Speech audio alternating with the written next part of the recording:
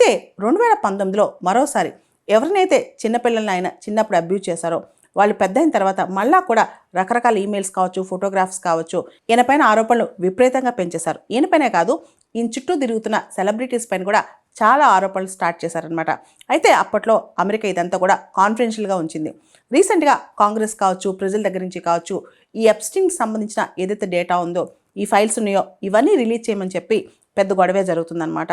మనం కనుక గమనిస్తే 2019లోనే ఎప్స్టీన్ చనిపోయారు. ఎప్స్టీన్ చనిపోయేటప్పుడు కూడా ఆయన్ని అరెస్ట్లో ఉండి చనిపోయారనమాట.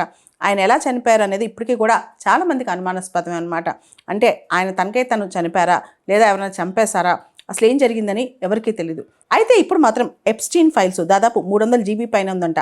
కొంత డేటా అమెరికా యొక్క డిపార్ట్మెంట్ ఆఫ్ జస్టిస్ వాళ్ళు రిలీజ్ చేస్తున్నారనమాట.